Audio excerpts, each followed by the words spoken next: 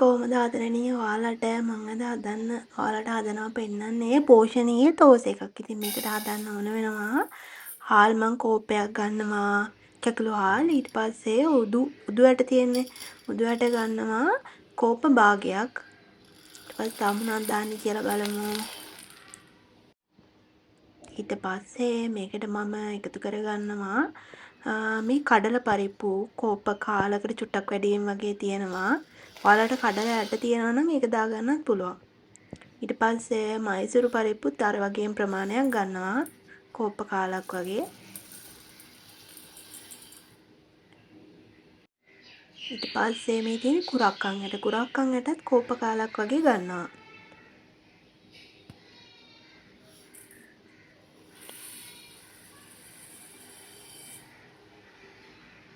දැන් මේකට මුං ඇට කෝප්ප භාගයක් වගේ ගන්නවා. ඒ වගේම ප්‍රමාණයක් මම මේකට කොණ්ඩ කඩලත් එකතු කරගන්නවා.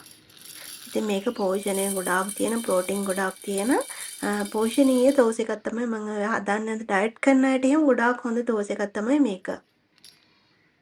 ඒ තියෙන්නේ කොණ්ඩ කඩල.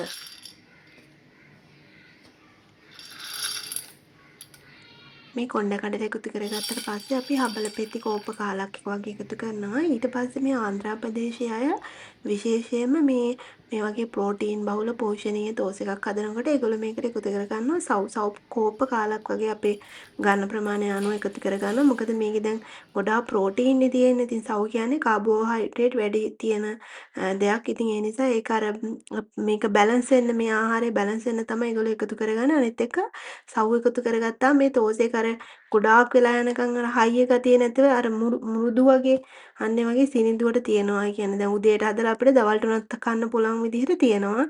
ඉතින් ඔය වගේ ගොඩක් හේතු තියෙනවා. අනිත් එක මේකේ අර ක්‍රිස්පි ගතියක් චුට්ටක් තියෙනවා මේ සව් එකතු කරාම. ඒ නිසා ඉතින් සවුත් එකතු කරනවා. ඉතින් ඊට පස්සේ මේ ටික ඔක්කොම හොඳට හොදලා අරගෙන දැන් මම මේක වතුර ටිකක් දාලා මේ ටික මේ වගේ පැය 6ක් විතර වහලා තියෙනවා පෙගෙන්න. ඉතින් මම නම් මේක පැය 8ක් විතර පෙගෙන්න දාලා තිබුණේ. මොකද මං රෑ තමයි පෙගෙන්න දැම්මේ. දැන් උදේ තමයි මම මේ ටික දැන් ග්‍රයින්ඩර් ජායකට දාලා ග්‍රයින්ඩ් කරගන්න තමයි හදන්නේ. මම මේක හදන්නේ දවල්ට කන්න. ඒ නිසා තමයි මම රෑ මේ ටික පෙගෙන්න දාලා තිබුණේ. දැන් මේ උදේ පාන්දරම මම මේ ටික ග්‍රයින්ඩ් කරගන්න හදන්නේ. මේ ටික චුට්ටක් මේ විදිහට දාලා වතුර චූට්ටක් වගේ එකතු කරලා තමයි ග්‍රයින්ඩ් කරගන්න ඕනේ.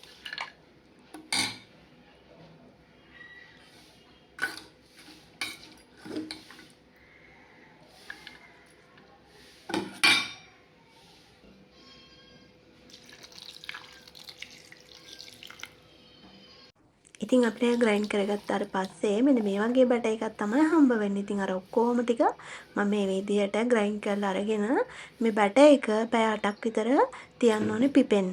ඉතින් ඊට පස්සේ දැන් මේක මම පිපෙන්න තියලා ඊට පස්සේ මොකද කරන්නේ බලමුකෝ.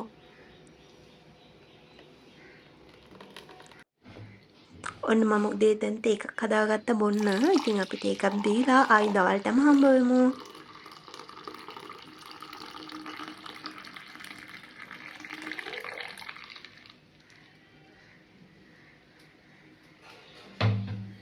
ඉතින් තෝස එක හදන්න කලින් මම මේ ඒක කන්න ඕන තක්කාලි චට්නිය තමයි හදන්නේ. ඒකට තෙල් චුට්ටක් ලිපේ තියලා මේ විදිහට සූදුරු ටිකක් උදු ඇට ටිකක් එකතු කරගන්නවා. මේ ගොඩාක් ඔය ටෙම්පරාදු කරන එළවලු හැම දෙයකටම වගේ මේ වගේ සූදුරු ඒවත් එක්ක මේ උදු ඇටත් එකතු කරනවා. ඊට පස්සේ මම සුදුරු උණු ටිකක් අවු මිරිස් ටිකක් මේ වගේ එකතු කරගන්නවා. ඊට පස්සේ වේලිච්ච මිරිස් කරල් තියෙන්නේ අන්න ඒ වගේ ටිකකුත් මේ වගේ අවශ්‍ය ප්‍රමාණයට අපිට සැර අවශ්‍ය ප්‍රමාණයට එකතු කරගන්නවා. ටක් ඒ ටික බැදෙන්න තියලා ඊට පස්සේ කපාගත්ත ලුණු ගෙඩියක් තමයි මේ එකතු කරගන්නේ. ලුණු ගෙඩිය විනාඩියක් විතර බැදෙනකොට අපි ඒකට ලුණු කැර ටිකක් තමයි මේ එකතු කරේ. ඉතින් ඊට පස්සේ අපි කපලා තියාගන්නවා තක්කාලි ගෙඩි දෙකක්. ඒ දෙක තමයි දැන් එකතු කරන්නේ. ඊට පස්සේ මේ ටික හොඳට කලවම් කරලා අර තක්කාලි වල තියෙන අමු ගතිය චුට්ටක් යනකම් මේ විදිහට හොඳට තැම්බෙන්න තියන්න ඕනේ. ඔන්න ඉතින් දැන් විනාඩි දෙක තුනක් ගියාට පස්සේ මෙන්න මේ වගේ තක්කාලි එහෙම හොඳට තැම්බිලා තියෙන්නේ. දැන් මේක නම් ඔයාලට කැමති නම් විතරයි දාන්න ඕනේ. මේ හස්බන්ඩ් කියපු නිසා මම එකතු කරගත්තේ මිරිස් කුරු ටිකක්. ඊට පස්සේ සියඹල චුට්ටක් එකතු කරගන්න ඕනේ මේ වගේ. දැන් මේ ටික හොඳට මිශ්‍ර කරලා මේ ටික පොඩ්ඩක් නිමෙන්න තියන්න ඕනේ. ටිකක් නිවුණාට පස්සේ අපි මේ ටික එකතු කරගන්නවා මේ වගේ බ්ලෙන්ඩර් එකට. බ්ලෙන්ඩර් කප් එකට එකතු කරගෙන ඊට පස්සේ මේකට වතුර චූට්ටක් එකතු කරගන්න ඕනේ. මම නම් ඉතින් දැන් මේක ටෙම්පරාදු කරගත්තේ අතරේ තියෙන. ඒකට වතුර චුට්ටක් දාලා තමයි මේකට එකතු කරගත්තේ. ඉතින් මම ගෙදර හදන විදියටම තමයි ඔයාලට මේ දේවල් පෙන්වන්නේ. වෙනසක් කරන්නේ නැහැ. ඉතින් වීඩියෝ එකක් ගන්නවා කියලා. දැන් මේ තියෙන අපි බ්ලෙන්ඩ් කරගත්ත මේ තක්කාලි චට්නිය. මේක අර මම ඔයාලට කියලා දෙනවා කිව්වා අවුරුද්දක් කල් තියාගන්න. ඒක නෙමෙයි මේක එදිනෙදා අර මේ වගේ තෝසේ බත් එකක් වුණත් මේවත් එක්ක කන්න පුළුවන්. තෝසේ ඔය මේ හදනවනේ ඉඩ්ලි ඒ වගේ දේවල් එක කන්න තමයි මේ තක්කාලි චට්නිය හදාගන්නේ.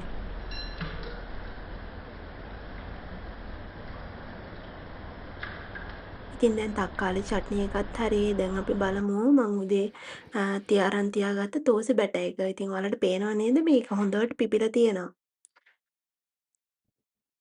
ඉතින් මේ වගේ තමයි මං කොහොම හරි මේක පැය 8ක් විතර මේ වගේ පිපෙන්න තිබ්බා. මොකද මං දැන් උදේ මේ මිශ්‍රණය දාලා දවල්නේ මේ විදිහට මේ තෝසේ ටික හදා ගන්න හදන්නේ. ඉතින් දැන් නම් මේ හස්බන්ඩ් දවල්ට කන්න ඇවිල්ලත් එක්ක තමයි තියෙන්නේ. ඉතින් එයා ආවට පස්සේ තමයි මම මේ තෝසේ ටික ටටක් ගාලා හදලා ගන්න ගත්තේ. මොකද රස්නේ පිට කනකොට හොඳ නිසා. ඉතින් ඔයාලට පේනවනේ මේ හොඳට පිපිලා තියෙන්නේ. ඉතින් ඔයගොල්ලොත් මේක ගෙදරදී හදලා බලන්න. අනිත් එක මේක දැන් මම මේ ඔයාලට කලින් තෝසේ හදනවා පෙන්නුවේ. ඒ වගේම තමයි මේ බැටර් එකෙන් අපිට ඒ වෙලට අවශ්‍ය ප්‍රමාණය අරගෙන ඊටු ටික ෆ්‍රිජ් එකේ දාලා ඒක තියාගන්න පුළුවන්. දවස් 3ක් විතර මේක පාවිච්චි කරගන්න පුළුවන්.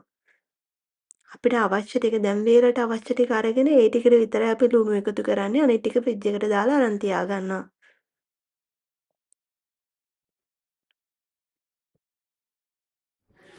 ඉතින් මං අරගත්ත වීඩියෝ නම් දෙක තුනක්ම තියෙනවා ඔයාලත් එක්ක බෙදා ගන්න. තව රස මීට අමතරව රස කෑම එකක් හැදුවා. ඒකත් මං වීඩියෝ කරගත්ත හතර ගමම ඔයාලත් එක්ක බෙදා ගන්න. තව අපි දෙන්න සෙනසුරාදා ඉරිදයි පොඩක් එළියට ගියා. ඒ ගත්ත වීඩියෝත් තියෙනවා. ඉතින් මං බිසි වෙච්ච නිසා මට එඩිට් කරගන්න වෙලාවක් හම්බුනේ නෑ. දැන් නම් ඔන්න ඉතින් හස්බන්ඩ් දවස් 3කට බැංගලෝර ගියා. ඉතින් එයා එනකම් මට මේ වීඩියෝ ටික ඔයාලත් එක්ක බෙදා ගන්න පුළුවන්. ඔන්න මම මේ ලුණු ටිකක් එකතු කරගත්තා. මම ඒ වලට අවශ්‍ය ටික තමයි මේ විදිහට අරගෙන ඒකට ලුණු ටිකක් එකතු කරලා මේ වගේ වතුර චුට්ටක් එකතු කරගන්නවා.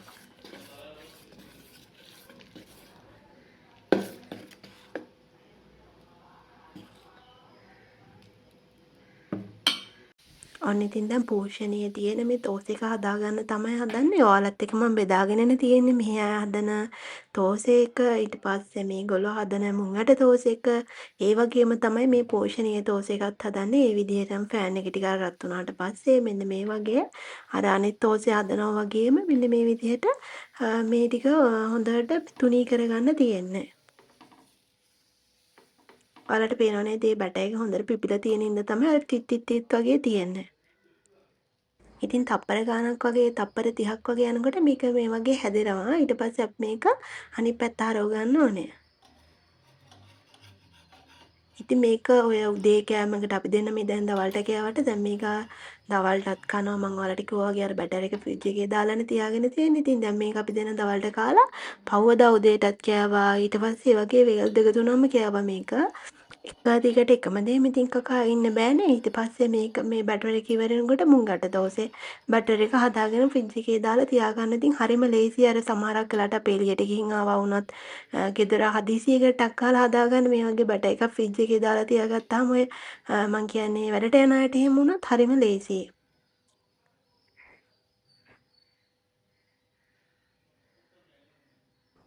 ඉතින් මේක අර තුනියට හදන්න පුළුවන් තෝස් එකක්. තුනියට හදලා ගත්තාම තමයි මේක රසත් අර සමහර අය උදු පිටි තෝසේ හදන ටිකක් මහතට එහෙම හදලා ගන්න එපා. මේක මම මේ පෙන්නනවා වගේ ටිකක් තුනියට හදලා ගන්න. එතකොට තමයි මේක රසට තියෙන්නේ.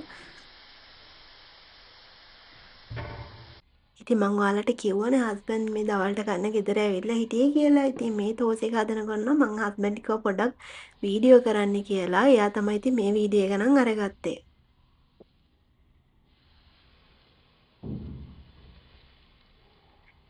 ඉතින් හස්බන්ඩ් මං ඔයාලට කිව්වේ බැංගලෝර වල ගියා කියලාද. ඉතින් එයා ගියා මං එයාට කිව්වා ඔයාලත් එක්ක බෙදා ගන්න. එයා කොහේ හරි ලස්සන එහෙම තැනකට ඇවිදින්න යනවා නම් වීඩියෝ එකක් ගන්න කියලා. ඉතින් බලමු එයාට වෙලාවක් තිබුණොත් පුළුවන් වුණොත් එයා වීඩියෝ එකක් ගන්නම් කිව්වා. එහෙම තැනකට ගියොත් එහෙම. ඉතින් ඔයාලා දන්නව නේද? YouTube channel එකක් කරන ලංකාවේ අක්ක කෙනෙක් ඉන්නේ බැංගලෝර වල.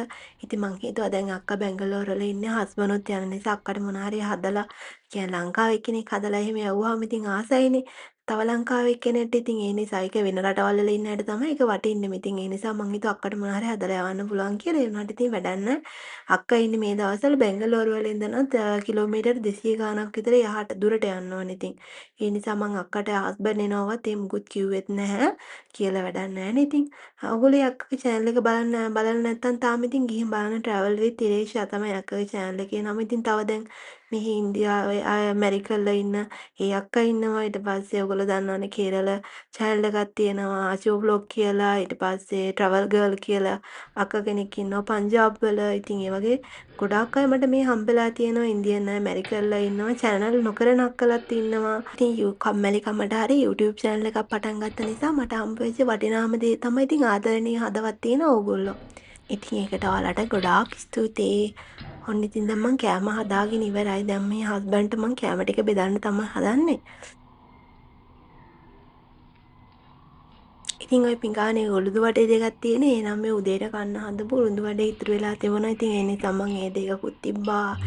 ඊට පස්සේ උදේ තව මේ මං හදාගත්ත තක්කාලි චට්නිය. උදේ අපි සාම්බාර හොදි චුට්ටක් හදාගත්තා. ඒකෙත් ඉතුරු වෙලා තිබුණා. ඉතින් ඒවා ඉතින් විසික් කරන්නේ නැහැනේ. ඉතින් ඒ නිසා ඔයාලත් ගෙදරදී එහෙම නේද? ඉතින් කෑම විසික් කරන්නේ නැහැනේ. මං ඒවා ඉතින් දවල් කෑමටත් අර උදේ ඉඟුරු චට්නියක් හැදුවා. ඒක ටිකකුත් එක්ක ඉතින් මේ විදිහට තමයි යාට අද දවල්ට කෑම එක දුන්නේ. ඉතින් මේ දවස්වල පොඩ්ඩක් අර දවල්ට එයා බත් කන එක අඩු කරලානේ තියෙන්නේ. ඉතින් ඒ නිසා තමයි මම මේ වගේ මොනවා හරි ඔය පෝෂණීය තෝසේ අනම්මනම් හදලා දෙන්නේ. ඉතින් අද වීඩියෝ එකෙකුත් ඔයාලා මොනවා හරි ලස්සන දෙයක් දකින්න ඇති කියලා හිතනවා නොදන්න දෙයක් හරි. වීඩියෝ එක බලවට ඔයාලට ගොඩාක් ස්තුතියි. ඔයාලා හැමෝටම සුබ දවසක්.